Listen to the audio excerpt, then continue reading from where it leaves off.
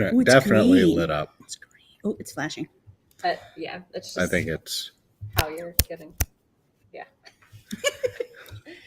All right. So what elements of this professional learning program did you find to be the most beneficial? For me, it was the tools. I would break that into three things: the tools that I received, the digital tools, the chance to talk to people who are a lot more knowledgeable about digital tools than me, and the other one was working with colleagues who have used them or had used other tools that were similar, so we could talk about them. That's what I found the most useful, personally. and I'll just expand on what you said because I was fortunate enough to take it with my PLC colleagues. So not only was I taking it with other teachers, but I was taking it with other teachers who teach the same content. So we could actually have some very in-depth discussions. As far as the tools, I did like learning about many of the tools, but there's one specific tool that stood out that I have all intentions of continuing to use, and that is the WeVideo. I want to try and use that in conjunction with independent learning. What changes would you suggest for future iterations of this program? So I guess what were some of the drawbacks? So one drawback, and I'll turn this actually into an opportunity, is that I felt that the actual PD content could have been delivered independently. As a matter of fact, there was one session that I was not able to stay for the entire session, but I was able to access the content from home. And I felt like I actually benefited more from that. Of course, that may just be my style, but when coming in after a full day, I'm usually not at my intellectual best, and I'm just not ready to learn at that point at 4 o'clock. But when I could take it home and relax and then open it later in the evening, I was actually able to listen and watch the videos and really focus and concentrate on them. And then I came back and made up the time. But I think, practice what you preach, because that's actually part of what we were learning too. So give us the content, make it available in advance. Oh, I like that idea. I also had a similar experience where I wasn't able to come once, and I actually did more work at home than I think I would have done in the group, but I missed that group. Like I like the people part of it and getting to talk to people. So maybe getting like a flipped learning where people have to go home and, do the videos and read the thing and then come in for half an hour and work with people or, whoever's leading the class to talk about it. I found having the people there was essential for at least part of it. So I wouldn't take it away entirely. For me, I think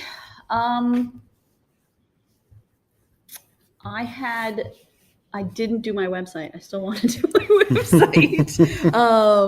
And I was distracted by there was a lot of different, topics, which kind of distracted me from what it was that I was really hoping to gain out of it. And so I think that was my biggest drawback.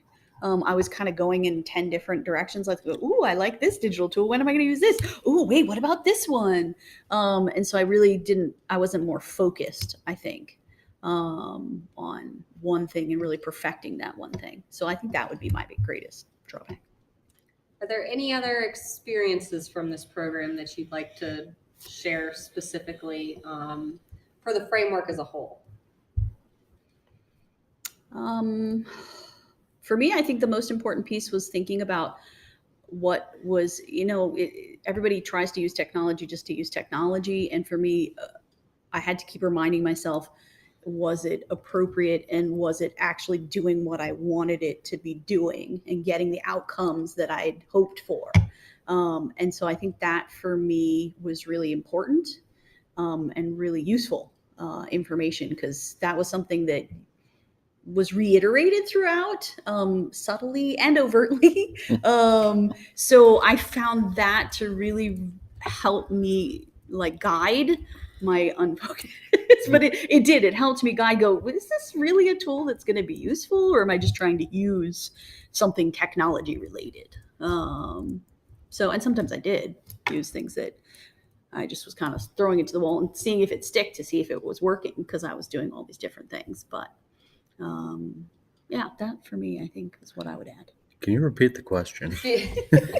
Are there any other experiences from the program that you would like to talk about over the framework and how it was set up itself?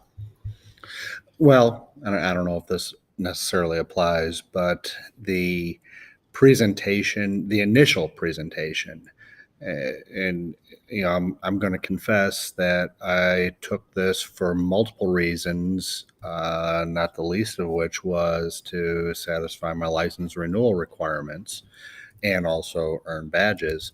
But at the same time, I wanted to get some value out of it.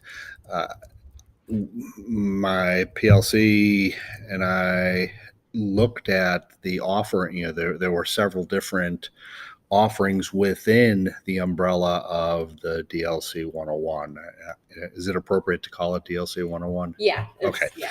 But it seemed like there were several different offerings, and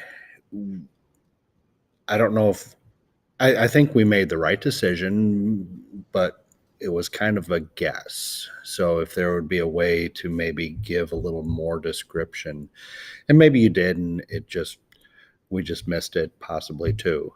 But I was very satisfied with our choice. But as we went through the course and I'd look at other tables, I wasn't quite sure what they were doing. And I think we actually went into one of the other courses modules one time too. So just a little more clarity in that way, I think, might help. But it wasn't bad. I think it's funny because I would do everything for badges, but I didn't even know it was a badge at that point. And I was up for renewal this time, so it doesn't help me on my renewal at all. I just took it because I was like, I need more digital stuff. And part of the bad part was also the good part, all the exposure and all the different things that I had to think about are not things that I would have thought about without the class. So that was a plus and a minus, a pro and a con. So yeah, no, I'm definitely up for renewal next year and definitely need it. But if I'm going to do something like that, I also want to get some personal gain out of it too. Mm-hmm. It just bugs me just to do it for the sake of getting a badge. I'll do it for a badge, but it bugs me. Well, I got something out of it, so as did you. So I want to revisit something that you said earlier, that you worked within your PLC and you felt like that helped. You didn't. Correct. So did you see that as a benefit or a drawback? And I know you're not necessarily used to working with mine's a district PLC. Right. And so we don't have the opportunity to meet because all of our delayed openings are taken away by snow every year. So making that possible would be next to impossible, because just finding a regular time to meet is hard. So was it beneficial to be with people who are outside of what you teach? Yes and no. Because a lot of times people can't relate to, well, this is what I'm doing. And they're like, well, I don't understand, but other Latin teachers would understand what I do on a daily basis. And just the fact that I have so many preps and I'm doing, 7 different things. And I'm like, I can use that for one class, but I can't use it for the other 6. Oh, I can use this for this class. So they would be able to relate, I think, more to that. So yes and no. I mean, it's a yes and no answer. And you had at least one other person who was not in your PLC with you. Was there any give and take in that? Maybe you guys split up and I didn't realize it. Brian Schultz. Schultz. We never collaborated. Okay. All I'll be honest with you. I didn't know he was in. right. We were in what, data and assessment? Yes, he was. But he started on a different day than you guys, and then he ended up joining Oh, the okay, Tuesday group. so- He was Wednesday, and then he so swapped I- on Tuesday. And No, you guys we were just- never, we okay. never. So you just put up those walls and said, just us. It's just us. Didn't know. That's funny. When you think about your professional learning needs and what you need to grow as an educator for technology integration, did this program meet your professional learning needs for technology integration? And if it did or didn't, could you explain just a little bit, at least in pieces? I mean, you can even. Sure. I'll go ahead. It's a start. Of course, one of my big desires, passions is to migrate towards standards-based learning and standards-based grading. And I know that's going to require incorporating technology to a much greater extent than what we do already. And also the individualized learning, because students will not be playing the game of collecting points. They're going to be playing the game of collecting mastery. You And can get badges for that. I'm sorry. I couldn't. Collecting mastery. I want to soundbite. no, well, I'm actually doing a playlist for standards-based grading. So, and it's funny because I'm going to sidetrack a little bit, but going through all of the learn level and grow level. Well, going through learn level is a necessary. Process. It's a process, but it's a sidetrack. It's something that we have to go through. I'm going through it so that I can do the standards-based grading, and in order to do standards-based grading, students are going to recognize that they're at different levels from each other, and that's going to necessitate the individualized learning capability that I think the technology will provide. So I don't know if that answers that question. I think so. For me, yeah, because I don't really use technology besides projecting things on the wall or on the screen that I can annotate with the class or show them short clips or that sort of thing. I don't use technology a lot, and I haven't had the opportunity to have my students use it a lot. So this exposure was just what I needed. Not too much, not too little, just the right amount. And I could use as much as I wanted or as little as I wanted, because it was more a thinking process of what's going to work for me and my students. So I like that part about it. So for me, it was just right. Okay, so have you guys participated? Oh, okay. I'm gonna stop for just a second. Right. No, she wasn't Yeah, involved with okay, the I get it. cheating at all anyway. So yeah, it happens even over the summer. You're just like, really? Come on, school's over. Been there, done that. All right. So, have you participated in a one-time technology workshop or a technology-focused PD before, just where you went and did a one session, 1 hour workshop? Just yes or no? Yes. No. No? Okay. So, for you, how did it compare, instead of doing that singular workshop, to doing something that was sustained over a long time period? It's not exactly comparable because I did most of the PD that I've done is at Flank, the Foreign Language Association of North Carolina, which happens in October every year. And I've been to a few sessions. That's where the idea for the Google Cardboard came in, is one of those sessions. So they're very short and, like pointed, like, here, you can use this, and here's how you use this program, this app, this whatever. So it's much more focused, and you don't get a lot of time to explore or talk to colleagues, although we did get to talk to other foreign language colleagues. So that was more like working with the PLC, but it was very, you didn't get the feedback afterwards, which I found was helpful for me.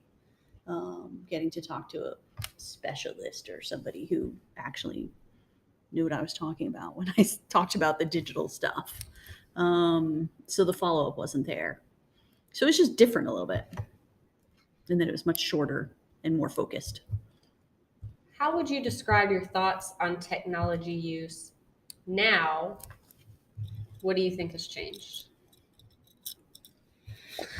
So I would say a big change has been the idea and the feeling that I'm better equipped to migrate towards the independent learning and also incorporate the video, the We video in that.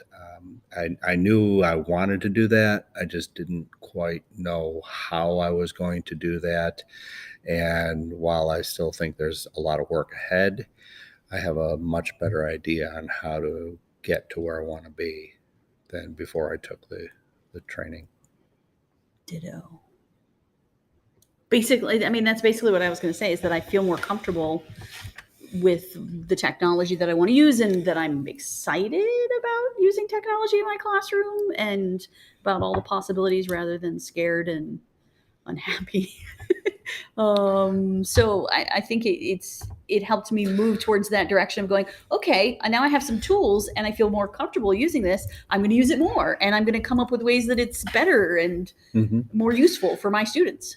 One other thing I would add is also knowing that there are other people out here using it and people who I can tap on as a resource when time comes.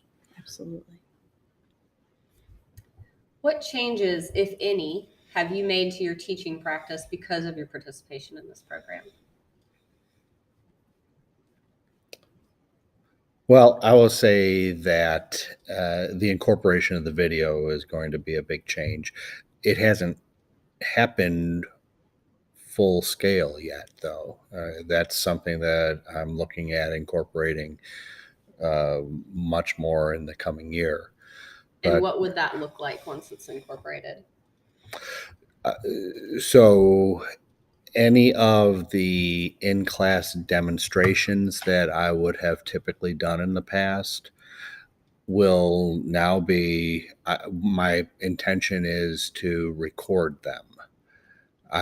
I'm still going to do the in-class demos because I think that there's that connection with the students, but I'm only going to do them one time.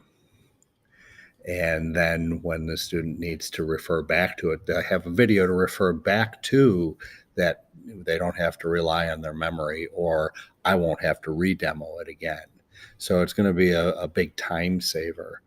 But I still do believe that there's a lot of value in doing the one-time demo, just to get any clarifying questions that the students may have. The question was, what changes, if any, have you made to your teaching practice because of your participation in this program? For me, it was more of the students. It was more students using the tools for products and performances. So I used it more as a way for my students to give me information than for me giving them information, which I haven't done a lot of. And so I liked that. Could you give an example? We did the We video with my sixth graders. We did Time Toast. I've done a lot of apps where they were able to provide the same information just in a digital format rather than in a written format or an in class. They did it at home or using a different program than I would have before. And I did it all, of course, through the Google Classroom platform, which was also new for me. So I had all of their work compiled in one place, and it was so much easier. You didn't have to search your emails for the students who did do the digital and the students who didn't. I still offered the opportunity for students who didn't want to do the digital, but I found that 95% and even 99% chose to go the digital route. It's about 99%, usually one or two, but that's it. Yeah, I just want to tag on to that too. Within our PLC, we also discussed that we want to start having our students use the We video to present. Historically, we've been very much multimedia. They have a paper notebook. We've used digital portfolios. We've used the Google Docs for presentation. We've used the Google Slides for presentations. We've allowed students to even use Prezi presentations. But this offers one more rich way for students to present their knowledge and mastery. Are there any changes that you're considering but may not have implemented yet because of your participation in this program? Like maybe you're thinking about next year or even in years coming down the road. Like when I have time, I'm going to eventually pull this bit and piece together. Yes, most definitely. And again, I've mentioned it before, but the content from this first digital competency course is going to fit nicely into the standards-based grading process that I hope to implement in the next, and it's going to take about 2 years to fully implement it.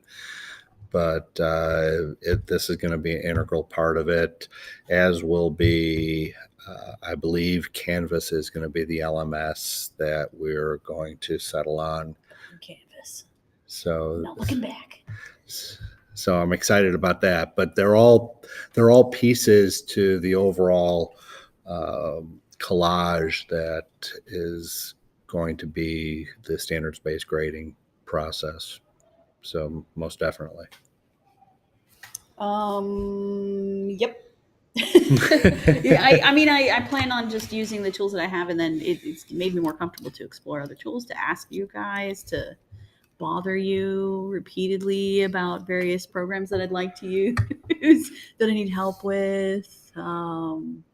So I'll continue and maybe expand, but at a much slower rate, I think, than what you're talking about. So for me, it's just a little bit every year.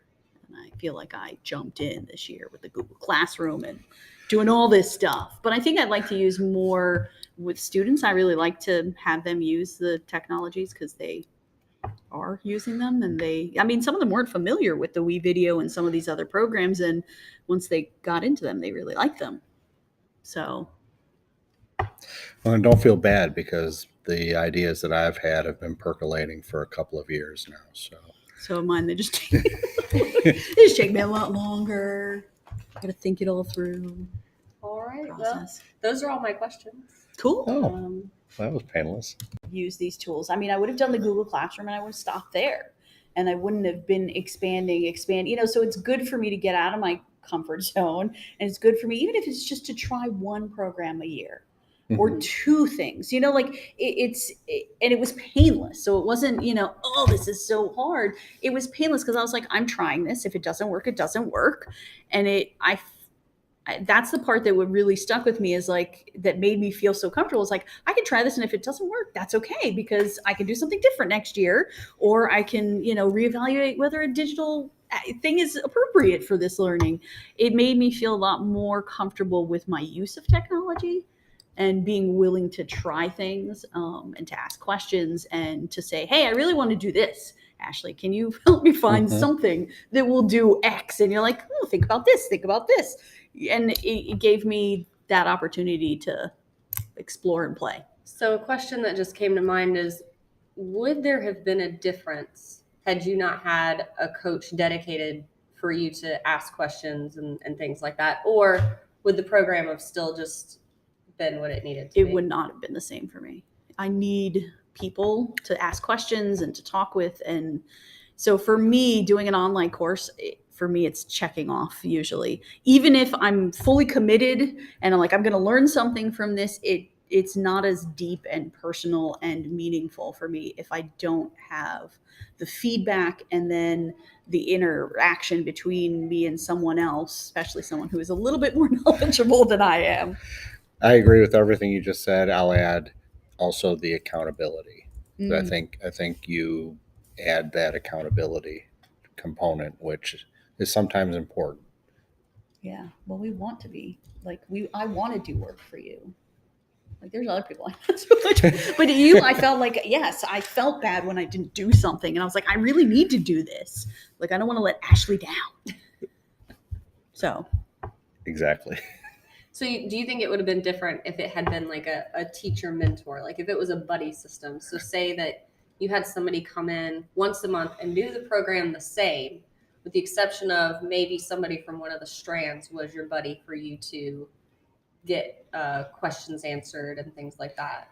Do you think that would have your perception of whether or not something Well, like that and from that accountability, yes, I Mhm. think that would still be, and again, also doing it with my PLC had that element of accountability. So, however, that accountability component is woven into it, I think is important. It's not just going through and checking off. It's actually trying to genuinely look at how it can be incorporated into my learning practices, yeah, my engaging teaching with practices. it. Yep. Yes. For me, I really liked having someone who was a lot more knowledgeable. Because if I were to do it with my PLC, there's a couple people who have some and use technology more than I do, but I don't feel like any of us are experts or have the knowledge base and the expertise to really answer a lot of my questions. Because I always have fun questions. You do. I do. I always find the problems with everything. I'm like, "Ooh, that's not working," and it doesn't work. And I'm like, "Jamie, it's not working." If you use the Wii video, you have to get the students to share it publicly before other students can view it. If you post it on something, Okay. I learned that just Oh, well, FYI. same problem with their Google Docs. Yes, but this one I hadn't even thought. I was like, okay, I have the link. They've shared it with me, but they have to make it public so that because I posted all of their Wii videos into one place, into the thing link. And they were like, these videos aren't working. I'm like, why are some not working? So we did a little troubleshooting. Good to know. We did a little troubleshooting and figured it out. So you did videos into ThingLink? Yes. So they did Wii videos. Like they researched One Stop on Odysseus' journey, and then they made a paper pamphlet. Well, it was a digital pamphlet actually on Google Docs, which I then printed one for each table when they were doing their thing link. And then they made a video, like a travel video, like come here so you can get eaten by the Cyclops. Woo! It's really fun. He has tasty cheese. So, and then I posted that in a thing link that was a map of the journey. And so they went to each stop and they had to do their own, then either Google Draw or some sort of, I gave them many options for how they were going to, because then they had to synthesize all of that information and provide information about his entire journey. So I used digital all the way through. It was a lot of work, but it was fun. They had fun. They enjoyed it. They enjoyed watching each other's videos. How much of that information they used, I don't know, but they really liked it, and they loved making those videos. And the Wii video is actually so easy. It's better almost than Apple editing is what I found. I thought the edit, and I prepared so much in advance. I had my script on, I had two computers. I had my script on one, and I had my application on the other computer. And then once I did it, I realized I didn't have to worry because you can just take parts out. Mm-hmm. If you make a mistake, you can start over at the beginning of the sentence and redo it and just pluck that part out. You don't have to check your face. You can do so much with it. Yeah. It's ridiculously easy and yet powerful. Yeah. No, my sixth graders used it. Yeah. And they became, not experts, but really good at it. Good enough to be productive. Very user friendly. Yeah. So we're the poster children for Wii video, apparently. Keep spreading it. I still don't know about Canvas, though. Well, we'll see. I have a sandbox. You have a sandbox? Yeah. Oh, Jamie. Canvas sandbox. I thought you meant the projector sandbox. Oh, no. Well, we had one. I guess our CTO has one in his office that he just doesn't have a sandbox actually set up, so you can actually make topographical maps. You know that we did one of those. Yeah, here. I'd heard about that. I don't even know what you're talking about, right? So I know what a topographical map is. Yeah, so it's a projector pointing down and then it's a giant box just full of sand. And the way you structure the sand, it creates a Almost like a 3D type of. It does. It projects different colors, and you can put the contour lines on it, so you can. It can simulate water. It's pretty cool. yeah. There is a video of ours on the Chapel Hill website. That's somewhere. cool. It's been Until we moved to Real the like web Mission platform. Impossible stuff. that was back when we were still doing projects, and that was a 4-person project, and they're all studying engineering now somewhere, computer science. I mean, That's cool. And that was a project that I was never quite sure they were going to be able to pull it together and pull it off until they did. Till the end. They pulled it off at the end. Wow. They got it working. That's awesome. Who was it? Sam Castleberry, Ryan Pico.